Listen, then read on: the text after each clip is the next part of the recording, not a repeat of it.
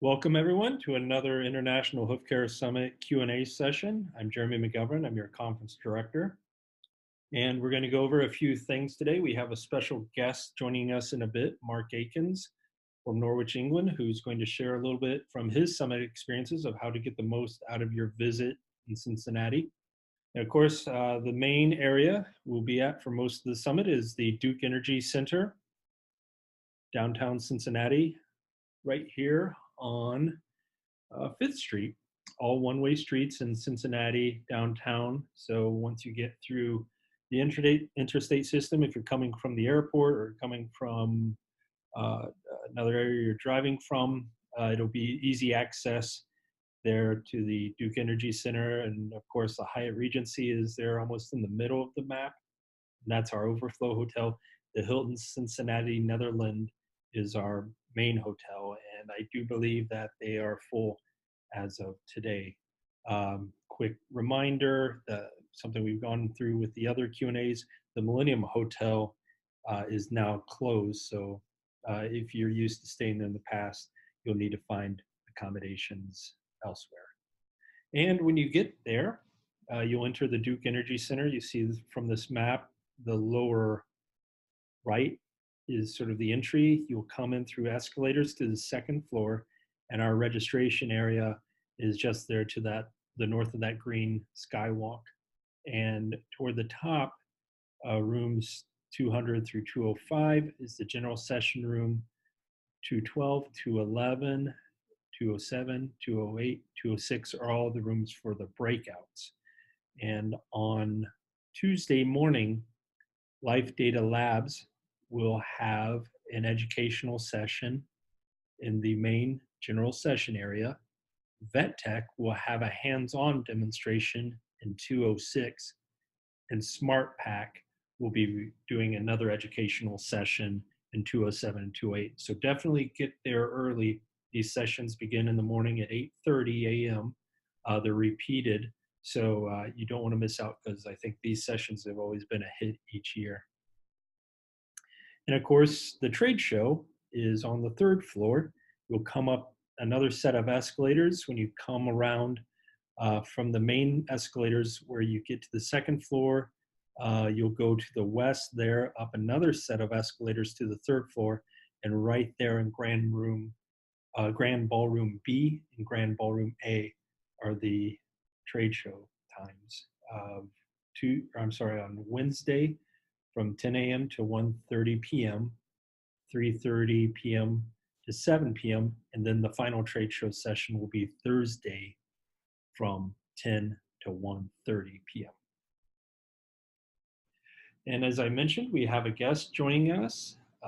Mark Aikens is from Norwich, England. He has been not only a summit attendee for many years, but also a presenter here on the screen with us. And thought it would be great to have Mark join us, both as someone who's been there for the summit many times, can tell you what to expect and what to do to get the most out of your visit. And maybe if you're thinking about making that investment and coming to Cincinnati, Mark might have some tipping points for you. So welcome, Mark. Thank you very much, Jeremy. Thanks for inviting me to partake in this webinar, and obviously previously for having me over for the actual summit itself. I've been coming over on a fairly regular basis, I think since 2009. Most years I've come, and I think since I came that very first time, I've always been really encouraged to attend, because it is a superb, world-class event. There's no other way really of describing it. Excellent. Thank you, Mark. And well, let's begin. What advice do you have for those visitors who are coming from the UK? Well, the first thing is to make sure that you got your ESTA, your visa waiver form, done before you book flights and all the rest of it. It's a pretty straightforward online procedure, but American immigration, they're not too keen. If you turn up without one, you'll be flying straight back home. So that'll be the first thing to do. And obviously just booking your hotel. I've stayed at both the Hilton and the Hyatt, both fantastic hotels, comfortable rooms, very, very local, literally like a minute walk to the Duke Energy Centre, where most of the program is based.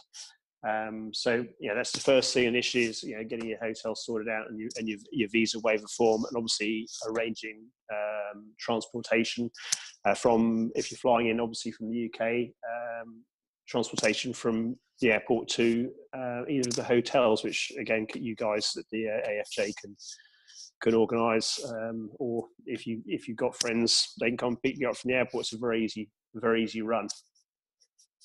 Yeah, I'd probably add there sometime. Hopefully, you have your flight booked if you're coming to the summit, but it always is a bit confusing for folks. You'd expect the airport to be in Ohio. It's actually across the river in Covington, Kentucky, airport code CVG.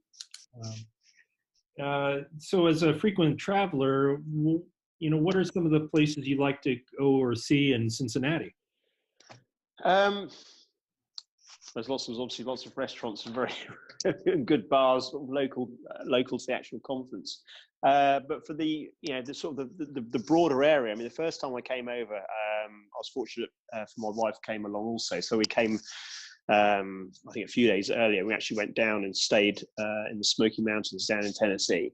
So I mean, that's a fantastic thing, just to extend your visit by a few days, to have some downtime with friends and family. Like I said, I've come over quite a few times. I mean, from a Farrier perspective, sometimes spouses aren't so keen on the horseshoe and stuff. But I mean, from a Farrier perspective, I've visited Rood and Riddle Veterinary Hospital. I've called in to see Mitch Taylor at the Kentucky Horseshoeing School. But obviously, if you're going to be going to these places, it's polite and courteous just to email ahead and let people know, and just to ask if it's okay to come and visit.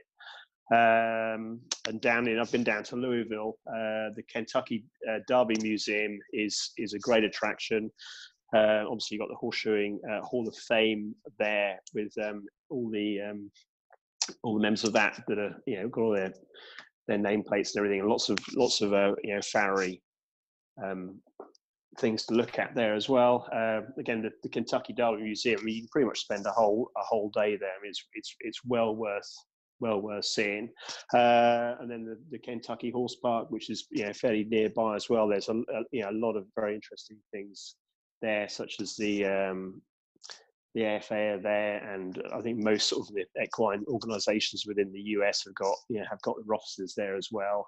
And plus, just there's a lot of history there, so you're not going to get bored. And I think it's an hour and a half drive, I think. Yeah, it's not very far. From Cincinnati. So it's very easy, to rent a car, and use satellite navigation. It's very, very, very easy to go about and look further afield. So don't be afraid. It's very easy, and there's lots of opportunities to sightsee either side of the week when you're attending the summit. Excellent. So, Mark, I think here's some things to do, but always education is the key. And I think, especially for those who maybe this is their first summit, it can be a bit overwhelming to look at the program. What advice do you have for dissecting it and making the most out of your time with the educational portion? I think planning well ahead. I know there's a lot of British Farriers that when they come over, they're coming over. There'll be like a group of them. I think it's and I'm coming over with a couple of Farriers this time as well. I think generally what we do is just is share the program with one another, and see if you can sort of just come with common things that you both want to go and attend together. And also because of how the program is laid out, there may be a case for one of you attending one presentation, another one going to see another presentation, and you can discuss it in one of the networking breaks. And also with the AFJ, you can get the video, so you can look back over the program for for those sessions that you may well have missed out on. So there's plenty of time to look through the program. And obviously when participants, when you come down to the Duke Energy and then register, obviously you get a far more detailed program. I mean, generally what we do like early Tuesday morning is just go through, get a table and just go through that program within our group as to what we think is key and what's worthwhile going to see. I think the round tables, which are they Tuesday evening? Tuesday evening and Thursday. Yeah, because I mean they are fantastic events. The round tables are absolutely brilliant. I think there's something that I always make a priority to go to, because you learn so much, and they're quite intimate as well. So you have a good conversation and good communication, not only with whoever's holding the round table, but with the other attendees also. Yes, and yes, the roundtables will be Tuesday evenings. There's 2 sessions where we're repeating the topics, and then 8 that go on at the same time. And on Thursday evening, we have the same thing of a session of 8 that's repeated afterward. So Mark, you mentioned coming over with friends and how that can help plan out your time. I think for those who maybe are there alone, networking should be one of the great benefits of coming. Say you're there alone, this is your first summit, you don't have a lot of friends. How do you reach out, make new connections, find other farriers that you can, I guess, use as your resource at the summit or afterward?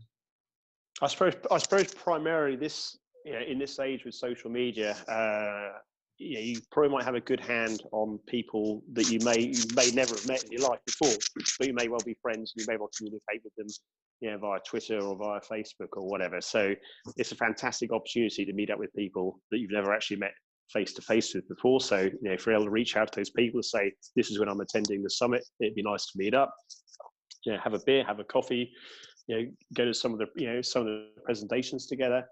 And when you're there, I mean, it's a very friendly conference to come to. I find people are very, very welcoming, and I think because it's so diverse, you've got a lot of, I don't know how many representatives of various countries attend, but I mean it's very, very international, and I think that sort of breaks a lot of barriers down. I think it makes it far easier for people to be more forward and want to communicate more. I love the idea of the lanyards that everybody's wearing. So you may not recognize someone's face, but you may well recognize their name from their lanyard. You can identify from where in the world that person is from. So I suppose a lot of the groundwork is sort of done, as it were, because there's almost like informal introductions that have already been done, either like say via social media, or just through people's lanyards, how people dress and all the rest of it. Lots of cultures coming together. Again, it's very, very diverse, and it's quite it's well regulated. It's formal, but I think it's very, very relaxed as well. It makes it very, very easy to be able to network and to communicate.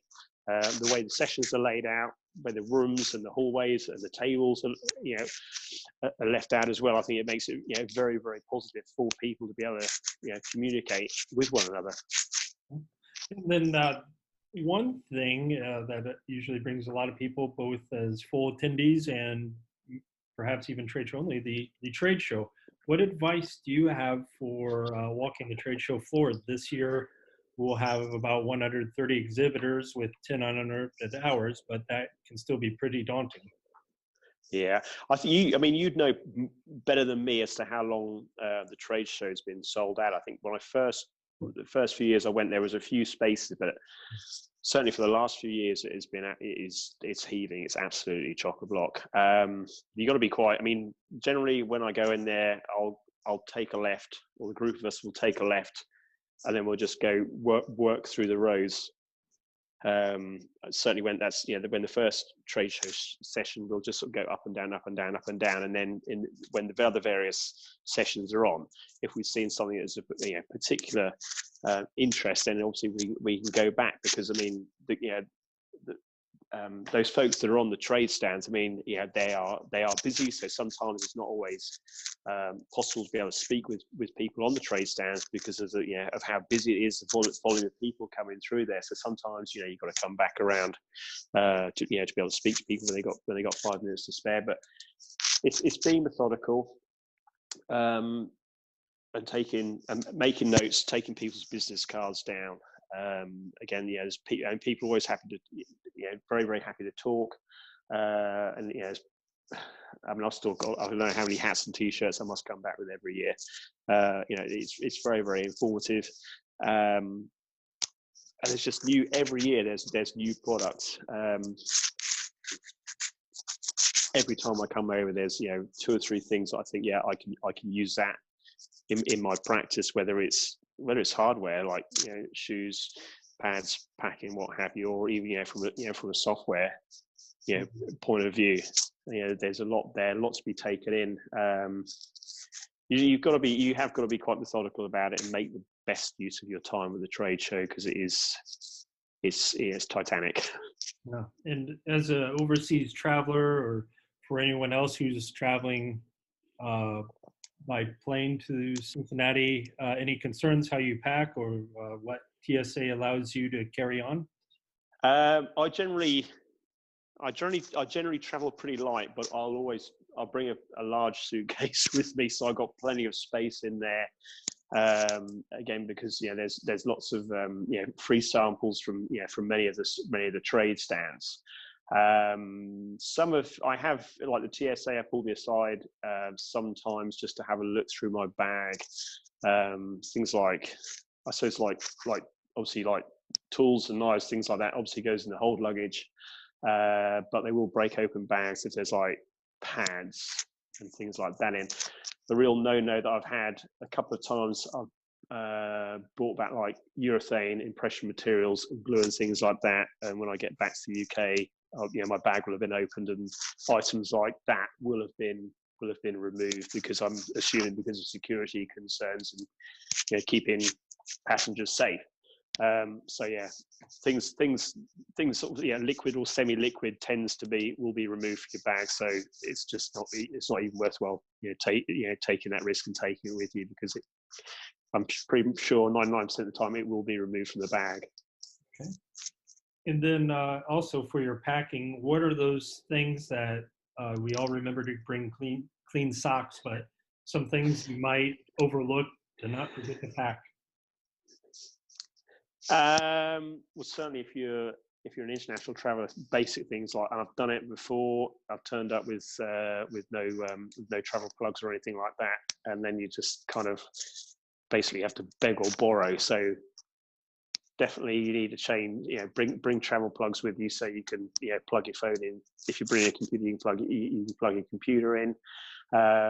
There's lots of banks in that downtown area, so changing money and drawing American dollars is very, very easy to do.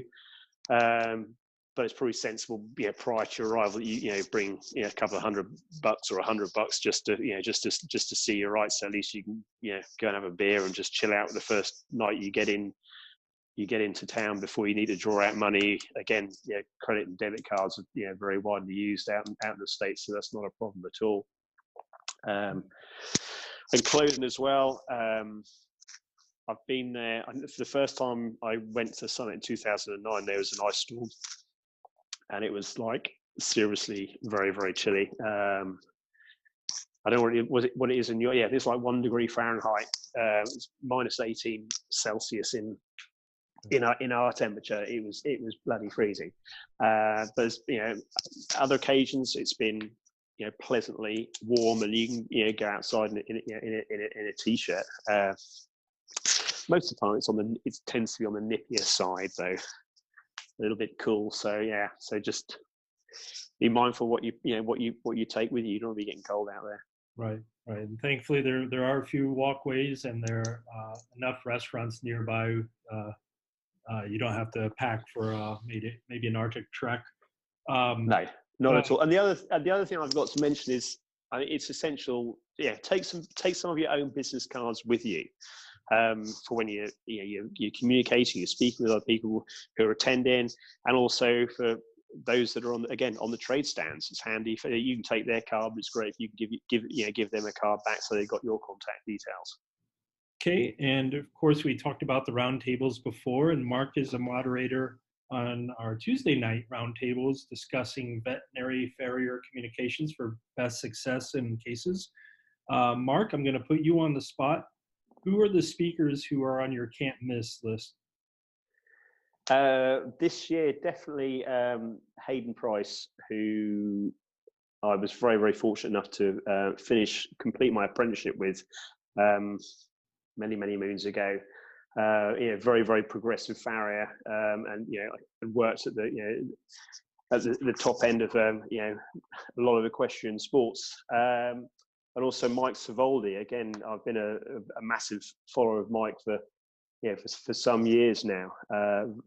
Very, very interesting speaker. I think it's must be that 3 years, I think, since Mike previously spoke at the summit. But I've got a lot of time for Mike, and obviously for Hayden as well. So they're my two favourites I will not be missing out on this year.